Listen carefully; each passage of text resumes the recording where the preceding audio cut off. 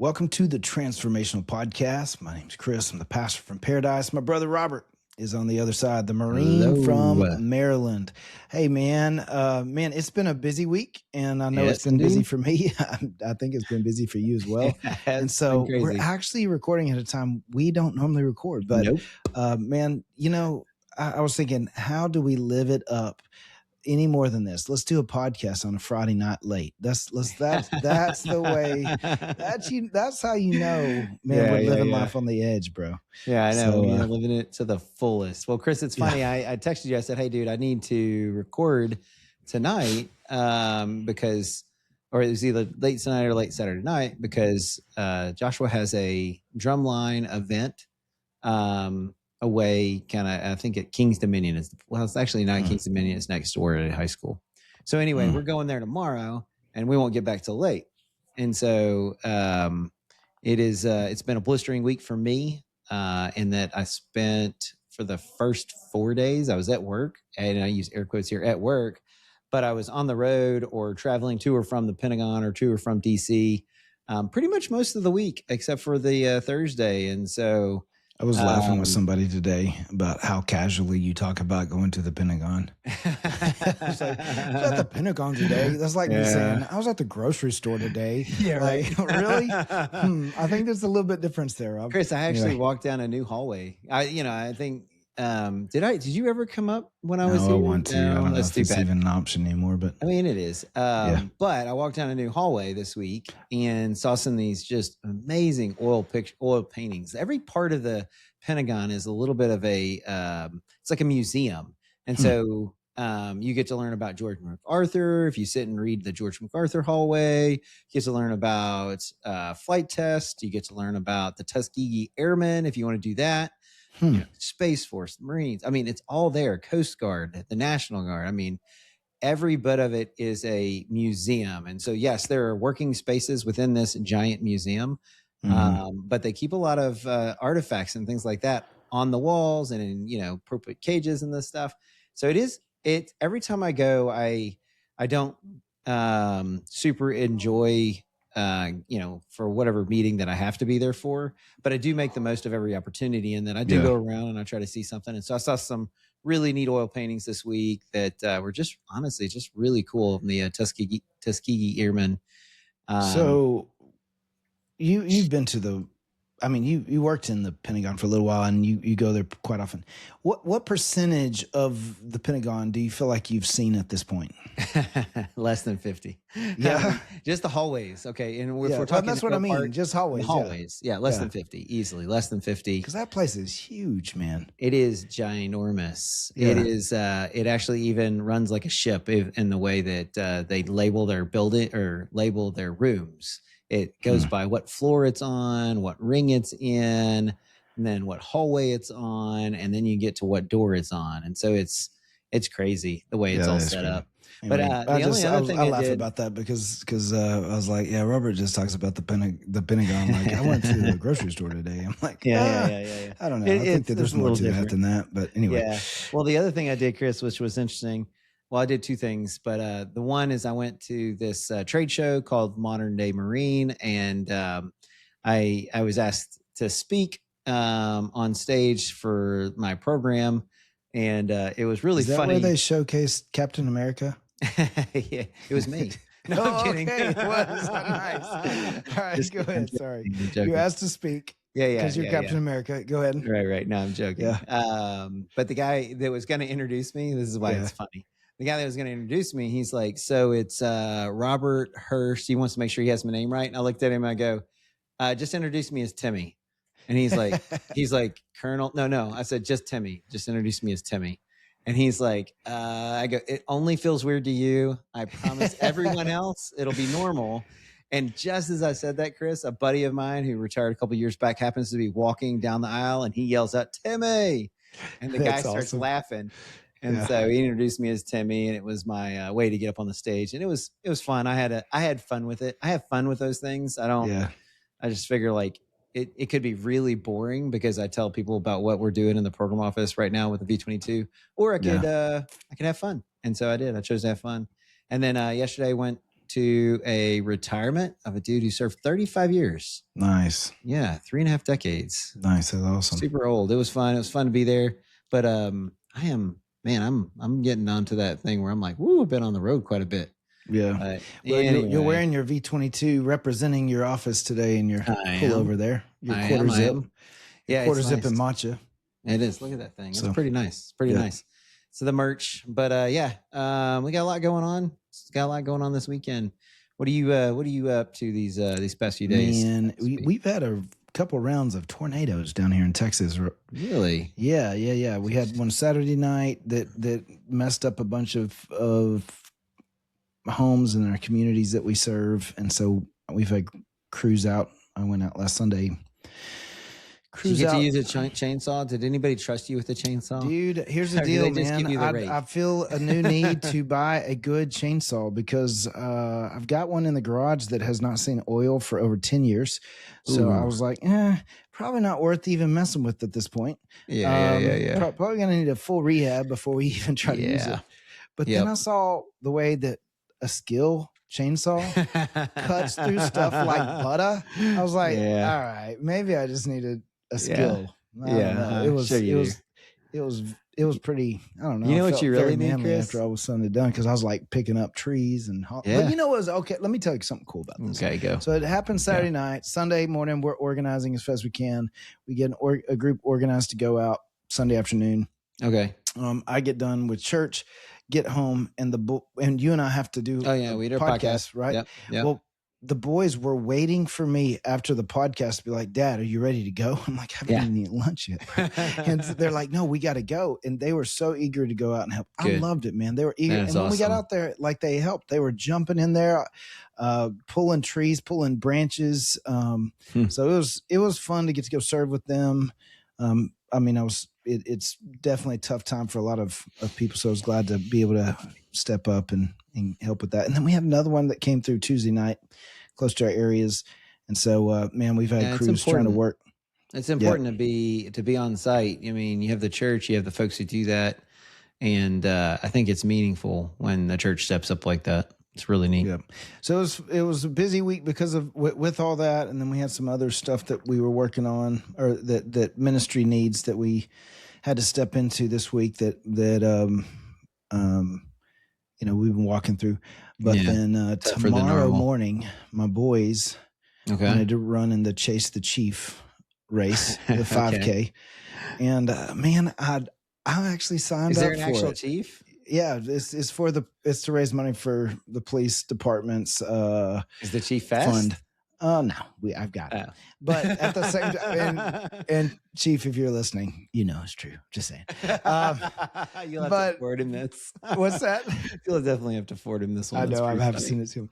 But that being said, it was. You're gonna run tomorrow. You're gonna run 5K, and I don't know why I talked myself into it. I don't even know why, but I felt like, man, dude, you're gonna be there, and you're just gonna be standing there waiting, and it's like, oh, come on, just do it, and then do your workout for the day. So I was like, okay, I'll do it. Just gotta jog. Just gotta jog. I don't have to win. I just have to win. Go. But the problem is, you know how it is, Robert. You know my personality. I'm gonna see people and be like, I got to beat that person. And then I'm getting in front of that one. And I'm going to see the next one. I'm going to be like, I got to beat that person. And I don't know how to not. Anyway, I don't know what I'm going to do. I think I'm just going to look down the whole time so I won't know who's in front of me. Anyway, I don't know.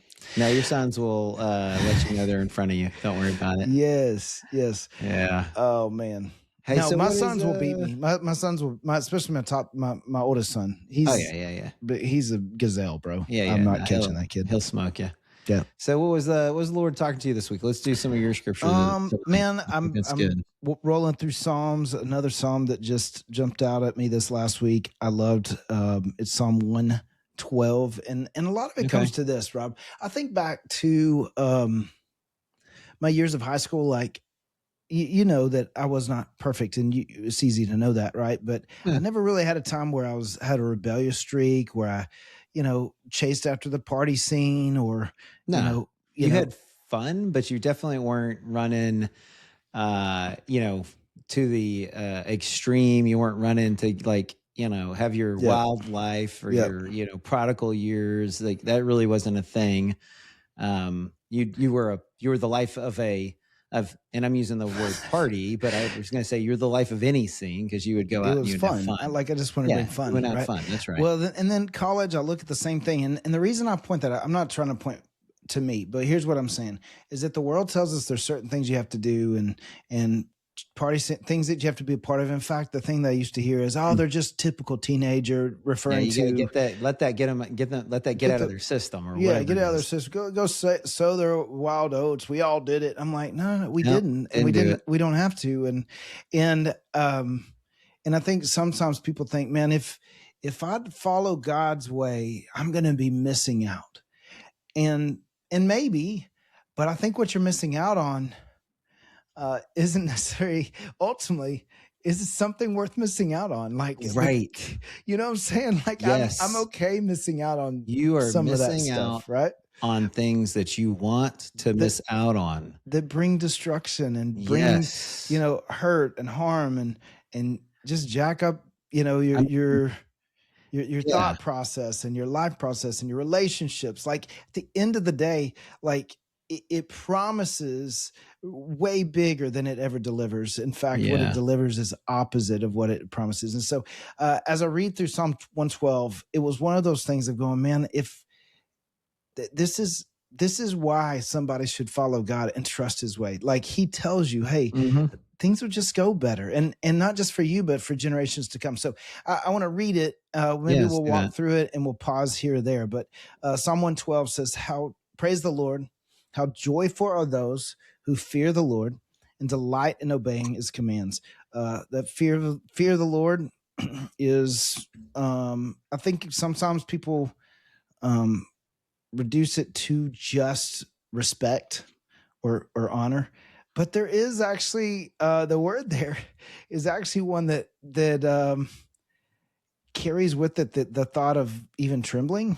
It's a deep reverence, but it's also is pertaining to a state of recognizing the greatness, the superiority of God, and going, man, I don't want to mess with that. Like, I want. You think it's like do you think it should be a little bit of a both, and meaning that it should be this fear, reverence, because God does call us into relationship. He wants us to be in his presence, but at the same time, when you look at the folks who interacted with the angel of the Lord, which was God, in the Old Testament, every time they fell to their face and they're like, "I'm gonna die. I saw God face to face." Every one of them says that. And not when they see angels, but when they see God. And so I think it is a healthy mix of both. Yeah, absolutely. Like one of the definitions for the word is actually an awesomeness which causes wonder and astonishment. It is this mix of, oh my gosh, so much bigger. But also that deal of going, oh my gosh. Oh my gosh. Like, right. I want to honor you. But it's not oh my gosh, I don't want to mess up or he's going to beat me down. Yeah. Like that's not the God that he shows himself, but it's still a deal going, man, I want to walk with this guy because, man, if I get out from under his covering, man, I don't want to experience that. So I'm gonna miss out. One of those deals of, it says how joyful, are those who fear God, or blessed is actually the word. It's characterized by happiness or being highly favored, divine grace. But it's this idea of going, man, God does something in you. It comes from within, because of your relationship with God. So blessed are those, joyful are those who fear God, and here's the deal. I don't think these two things go together. You can't fear God and not do the second part. Okay. He says, and delight in obeying his commands. Yep. Here's the deal. If you aren't obeying if you're not willing, if you don't have a desire, if you're not delighting in obeying his commands, then you probably don't have a proper view of God. Right. Ooh. Well, here's what's funny. I was listening to somebody talk about this week, and I was having this conversation with one of the youth, and the question revolved around the laws in the Old Testament or the rules, and how a lot of times we're like, well, which one of these apply, which don't apply, and I don't really know. Yeah. And there were 2 points made that I thought were really salient as we're kind of kicking this off. Is the first point made was when you have grace, you're allowed to murder as many people as you want. Still a bad idea. you just don't want to. Yeah. Yeah. You see what I'm saying? When you have a relationship with the Lord and you have grace through him, you're allowed to sin as much as you want. You just don't want to. Yeah. You don't want to because you're walking in a relationship and well, fellowship. It's not so much that you're allowed to. It's more or less that you're forgiven. That's right. It's a good way. Yeah. That's a better way of saying it. Yeah. Because the other side of that coin, and this is the other piece, is if you make it about the rules, if you make it about the rule-based following, then you've reduced it to the law and you have no relationship. And so the whole purpose is that when we walk in relationship with him, then all of the things he made laws for, which most of the laws are to keep us from getting hurt, they're basically to bring life. Yeah. They bring life. Yeah. Then we get to avoid death. And one of the examples he gave, and I think it's salient, like if you have a kid or, anything that you're trying to keep alive, a dog, a cat, right? Is you're like, don't eat that poison. Yeah. And they're like, well, why? They're like, and you're like, no, I'm serious. Don't eat the poison. And they're like, you're so oppressive, man. You're beating me down and you're constricting me with these rules. And you're like, no, I'm trying to keep you alive. It's actually because I love you. I don't want you. Yes. Yeah. And so the point that was kind of made at that time is that when you reduce God's laws to just simply, following them, which ones do I have to follow? Then you're actually kind of missing the point of the relationship. The relationship says, actually, I want to follow those laws. I want to follow those laws because it brings life. And I trust in God. I trust that he wants my best. Yeah. And so I'm going to not eat the poison because it brings pain and suffering and death even. Yeah. And so that's what I think's kind of interesting when we start talking about the kind of the difference between a grace-filled relationship with Jesus, which does bring forgiveness. To your point, doesn't make it allowed, but does bring forgiveness. Yeah. Versus a rule-based one, which that was what Jesus was. He's the propitiation of our sins. So if you don't have Jesus, you don't have forgiveness. Anyway, it was part of the discussion we had this week. So the idea, though, is that you're not obeying his commands because you have to. You're delighting in obeying his commands. You're not begrudgingly. You're not going, well, we can't do it because God said no. You're doing it going, man, I trust God. I trust his heart. I'm joyful that God's given me these guidelines to live by because they're for my good. And man, I want to live them out because I truly trust that his way is better. All right. So want to. And it's the foundation. It is. That is the foundation of blessing. So here's what follows. He goes, how joyful, and those are delighting his commands. Here's what he says is the benefit. This is the outcome. Yeah. This is that's right. The reason it matters, and it's the why, right? It is he says, why. Hey, here's the thing. Those who delight and obey his commands, fear God, their children will be successful everywhere. Yep. And entire generation of godly people will be blessed. I love that by itself. That you're not just obeying God and delighting in his commands for you. You're doing it for generations to come. And I love this too, because Robert, I don't know if you've ever had this conversation with Dad, but when I was in seminary, I was, we were in a class, I don't know, pastoral care or something. They talked about the percentage of how the percentage of divorce goes up when you come from a broken home, blah, blah, blah. Right. Well, I just grew up. Us growing up, we never heard mom and dad even use the word divorce. It was not a word. It wasn't even a concept. It was never a concern. It was like one of those things that I actually didn't fully understand it till I got around friends who'd walked through it, and I was like, oh my gosh, that's a real thing, that a lot of people deal with. It was one of those things. Consider it. It's not right. It was it wasn't a word even in the house. Right. It wasn't, and so it was one of those things. It was different. For me. And so I asked Dad one day, I was like, Dad, I'm reading about this and the percentage that goes up and blah, blah, blah, blah, blah. I said, but I never heard you and Mom talk about it. And here's one of the things that Dad said that, man, I'm just telling you, I've held on to ever since. He said he had a man come up to him and he said, hey, you need to stop worrying about what you don't want to be. And you need to find someone that has the attributes that you want to become. That's right. He says, you've got to make the choice. If the cycle stops with you, will you break the cycle? And dude, it like stuck with me because I think that while that applied to that specific case, I think that applies to all cases. Like anyone can say, hey, the cycle stops with me. And how? By saying, no. In my life, it doesn't matter the way I was raised. It doesn't matter how I grew up. It doesn't matter what my parents did. No, for my life, I'm going to do what it takes to fear God and delight in obeying his commands. And here's what happens is that not just you will be blessed, but your children will be blessed and your children's children. It says an entire generation of godly people will be blessed. And so, man, to me, that's one of those things that you go, man, it's got so much a bigger impact than just you, because Robert, the opposite's true as well. Yeah. Is that if you don't follow God's way and you live selfishly and you pursue sin and you might enjoy it for a little while, but it's going to bring disaster into your life and to your family's life. And the reality is there'll be a generation of kids who don't experience God's blessing or could be unless God captures their heart in another way. I'm not saying it's you or nothing else, because God's constantly chasing after us no matter where we are. Yeah. But what I am saying is, hey, what a great way to set up the next generation. Yeah. To experience God's blessing by saying, man, for me in my house, we're going to serve the Lord. We're going to pursue him. So an entire generation of godly people will be blessed. Any thoughts on that before we keep going? No, it is. It echoes things that God established starting even in Genesis as he talks to the saints of the old, which he basically says, because of your righteousness, I'm going to bless your generations to come.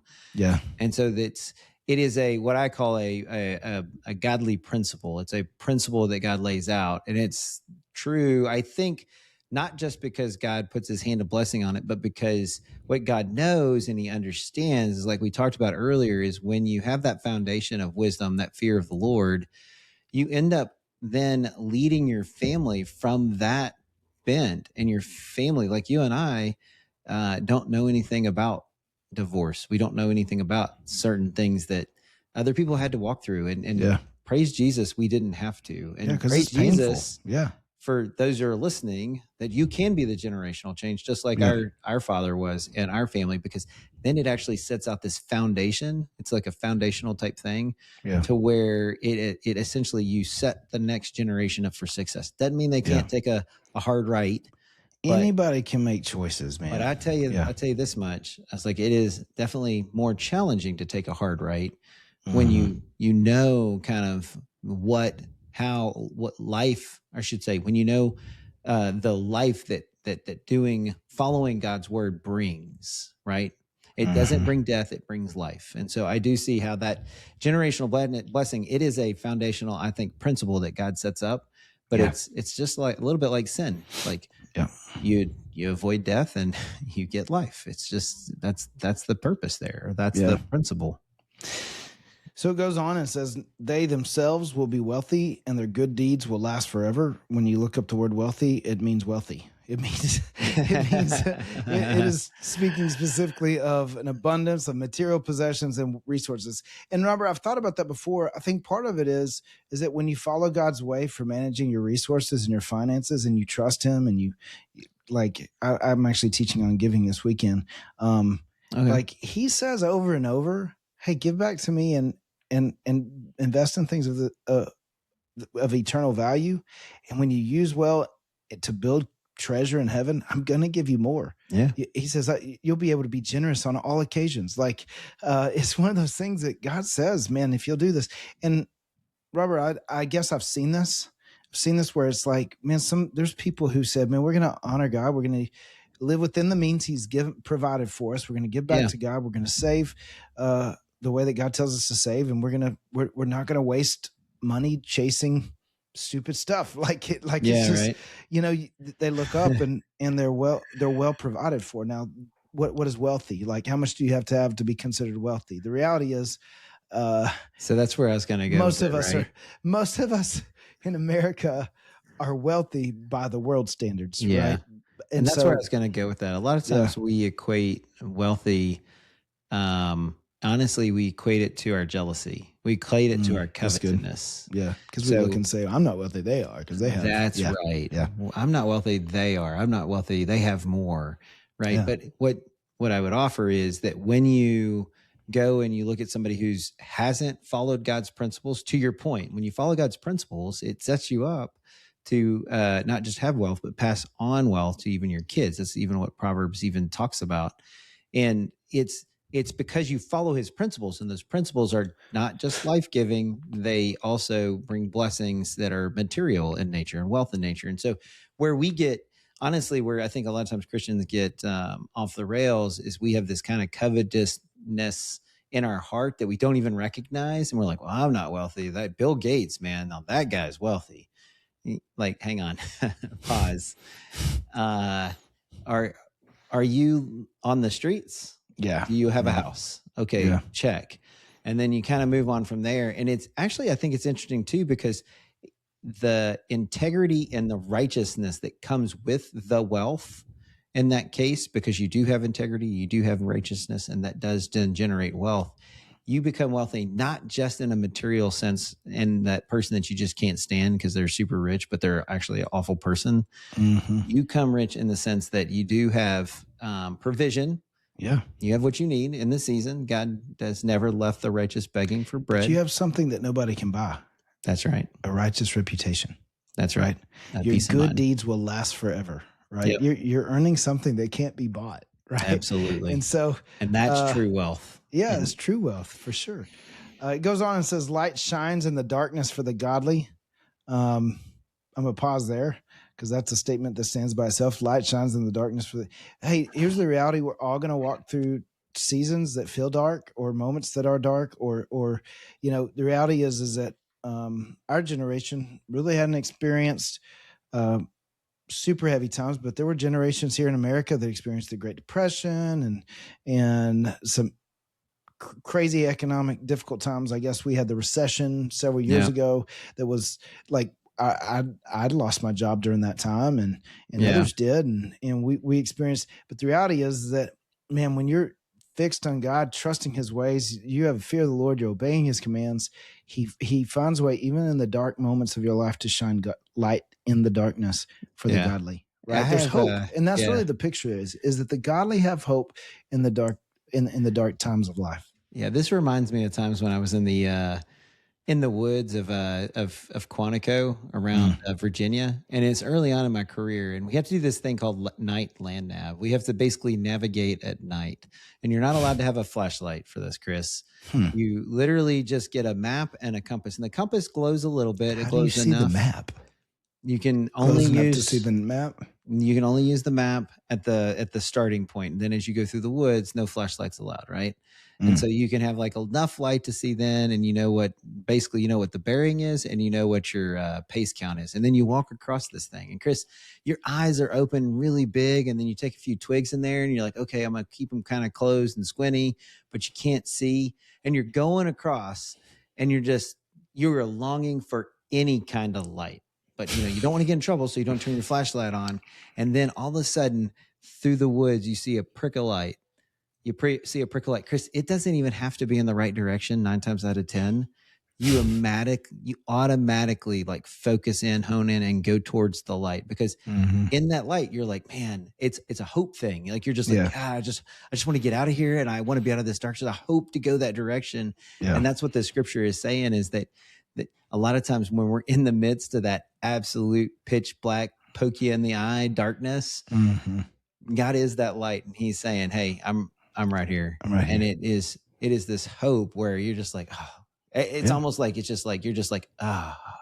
Yeah. And I see that when I see this verse, that's actually what I imagine. I know exactly what it's talking about. It's talking about that time when I can't see anything, and I'm like, oh, thank God there's a light. Yeah. There it is. So there's this light that shines in the darkest time that brings hope in the times that feel hopeless. He says they are generous, compassionate, and righteous. Generous, they're I love that, by the way. They take care of people. They give generously. They don't give according to what they have left over, they give according to what God tells them to give. And that, like, when you start looking at what does generous mean, it's not, hey, if you have a 20 left, then no, God says, no, hey, I want you to take care of this. Okay, but God, no, I want you to take, okay, God, we'll do what you told us to do. Yeah. And, but what if, just do what I told you to do, right? They're generous, right? And it's important. It is, right? Compassionate. That's fun. It's a fun word, right? I think, but when I think about it, I think about Jesus so many times when, like, he comes to the crowds and he says he saw the crowds and had compassion on them, right? Yeah. Compassion is an interesting thing. We have compassion for our kids and compassion for those that we love and we like and that are like us. We struggle to have compassion for those who maybe aren't like us or who've made poor choices or made poor choices, hard people. Yeah. And the godly person, man, what drives his compassion? Right. His love for God. Yeah. Because he looks and sees, man, that's the person that God loves. I don't know their story, but you know what? Their story is actually what has probably set them up to be where they are. And maybe, man, I'm blessed for the story that I have and the way that God's worked in my life. Maybe God wants to work in their life, right? There's a compassion that comes from understanding the bigger picture, the fact that God loves that person and the brokenness of life affects everybody differently. Anyway, compassionate, right? For sure. And then he says in righteous, which is just basically living according to God's standards. Like that's his standard for living. It's not, hey, what is everyone else doing? And what's acceptable in the culture? He goes, no. What does God say? That's my standard. No, I think somebody who's kind of following God in that sense and sees him as a light and does that thing, they're found to be, generous. The folks that will give you the shirt off their back, that are compassionate and they see the best in others. And we're kind of talking about with the wealthy piece, they don't have any kind of deceit in them. Yeah. I think in Nathaniel, when Jesus is like, there's a man that has no deceit in him. And he's like, what? Because he just said it how it was. Yeah. But in a way that was compassionate in a lot of ways. So anyway, I'm going to speed up for the rest of these because it kind of builds on it. It says, good comes to those who lend money generously and conduct their business fairly. They're not greedy people. Such people will not be overcome by evil. Those who are righteous will be long remembered. So such people will not be overcome by evil. Why? Because their focus is on honoring God and letting God be their standard, and they fear God and they delight in doing obeying his commands, right? So they're not overcome by evil. Their righteousness, once again, we're coming back to this idea of righteousness. Their reputation for living God's way will be long remembered, right?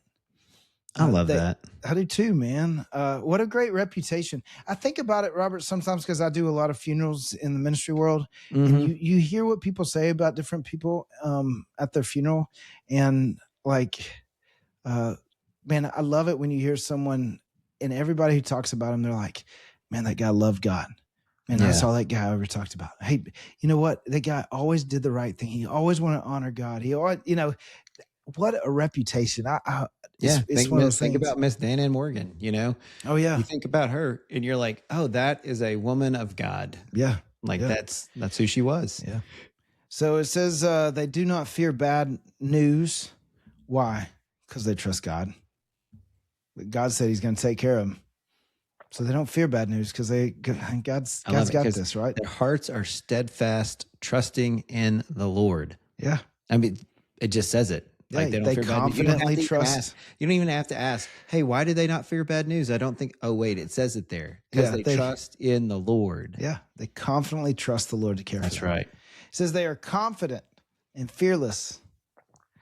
They are confident and fearless. I love that. That's one that I want to teach my boys, right? Right. That's what I was just thinking. I don't want them to be cocky, but I want them to be confident and fearless as they walk through life, not because of their ability, but because of the God that they serve. Yeah. And trusting in him in such a way. And he says, and they can face their foes triumphantly. It says they share freely. There we are again, generosity, right? And give generously to those in need. Their good deeds will be remembered forever. They make a lasting impact. Their generosity leaves a legacy, right? Yeah. They will Let's talk about generosity for 2 seconds, just because this is one of the things that I've been hitting it again. So yeah. Well, here's the thing. I've been sort of tooling this in our house. You talk about the fact that the generational change, right? And it's not that we don't have a generational change or tendency towards generosity, but one of the things that I've been trying to demonstrate in my house to my kids is what I would almost call radical generosity. Yeah. Like, I know I'm going to use something super straw man because we support various ministries and the rest, but even something as simple as tipping, and I'm going to use tipping, and they're like, well, what do you give? And I'm like, well, honestly, if I feel like they even smell that I'm a Christian, I'm radically generous. Yeah. And I want to make sure that it's not, some percentage. It's something that would make them go, huh. And part of it is I'm trying to challenge the we'll call it the tight nature that we've drilled into our kids, which is awesome. Our kids are very tight, frugal, frugal, and that's amazing. That's awesome. I'm glad they're there, but I'm also trying to get them to recognize it's not theirs. Yeah, it's not theirs, and God calls us to be generous. Yeah. He calls us to be generous because it's an acknowledgement that it's not ours. So I got a funny story. Go. Brock, he's our super. Actually, they both are. Yeah. But Brock has had a couple times that once he went and got a snow cone. We gave him, I want to say it was a 20, and he and his brother a snow cone. And we came back and was like, Where's my change? It's like I just let him keep the change. I was like, you gave him like a $10 tip. You gave him a bigger tip than the snow cones cost themselves, bro. It's like, all right, we have to talk about tipping. Well, just recently, they've gotten little debit cards that are connected to just our easy way for us to send money with our kids to events, right? For sure. And so we put money on it, whatever. Well, he was at a baseball game the other day, and like we're getting all these things where it eats up what we put on his debit card. We're like, what in the world? Yeah. He bought food for like 4 or 5 of his different friends. And we're like, okay. But here's a great picture though. He's wildly generous because he recognizes it's not his, right? That's so hilarious. But at the same time, isn't that the way we should be with the resources that God has given us? That we look and go, hey, it belongs to God. He wants us to do this. We're going to do this because it doesn't belong to us. And would you want your son any other way? No, dude. I love that. Would God want us any other way? Yeah. No. Yeah. It's not ours. I think radical generosity is something that then I think it also changes our heart. So when we have this covetous nature, this covetous eye to something else, it actually, I think it dampens that, almost turns it off to where you realize how rich you truly are. Yeah. Yeah, I've heard it said that generosity loosens the grip of greed. Amen. So, anyway, sorry, I had to tip in a little bit. I think that's good. Something we've been working on in our house a little bit. It says that they will have influence and honor. And now I think that that's interesting because Jesus tells us when he walks to use your resources to build a good reputation with people and to earn people's respect, like to influence others. So I think that that's great. He goes, hey, if you follow God's plan for the way you use your resources, you're going to gain influence and honor. Yep. It says the wicked will see this and be infuriated. They will grind their teeth in anger. They will slink away their hopes thwarted. Here's what I love about that statement in and of itself is because the wicked represent those who reject God's way. Why do they reject God's way? Because they want everything that God has promised, but they want to try to get it their own way. Yeah. And so when people don't follow their rules for living their way, the way the world tells you have to live, and yet God says, hey, I'm going to pour out my favor here. I'm going to bless these people. And they're going to have joy, and they're going to have peace, and they're going to have a great reputation. And they're going it irritates the wicked. Absolutely does. Because they're not doing it the way that they did it, yet God's blessing it. And so, man, I think it's also it's a reminder. That last part is a reminder that when you don't do it God's way, then you're going to end up living apart from God, and living apart from God is death. Yeah. And so it should actually encourage us to remain, I guess you could say aligned, eyes on God, committed, steadfast to to God's will and to what he wants us to do, not because we're doing the rules, not because we're doing the law like we talked about earlier, but because his grace and his love and his relationship has given us so much more that we just want to. Yeah. We just want to. We want to because it's an outpouring of him filling us up. And I think that's where the psalmist on that one, he finishes there because he's just trying to say, hey, when you don't do this, it just ends in nothing. It will come to nothing. Yeah. And so I don't know, Chris, I didn't realize how long this went because this has been a great conversation. Yeah. So I'm going to do my part of the wrap and I'll let you do yours as we finish up here. You're listening right now and you're probably like, okay, so what is my takeaway? Living righteously, going to the Lord or whatever. It actually comes straight out of verse 1. It says, blessed are those who fear the Lord.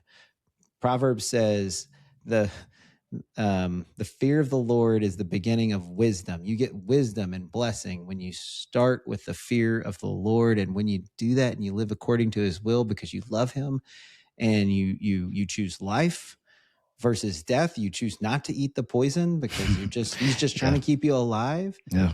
Then he has set the principles up in a way that it doesn't just bless you, blesses you, it blesses your family, and it blesses those who come in contact with you because you're generous and righteous in the way that you deal with them. Yep. And so, Chris, bring us home. Yeah, dude, I'm right on with all of that. I love this passage because ultimately here's what he's telling us. If you'll fear God, I'm going to try again. If you'll fear God and follow his ways, you'll find a fulfilling life that you won't find any other way. Love it.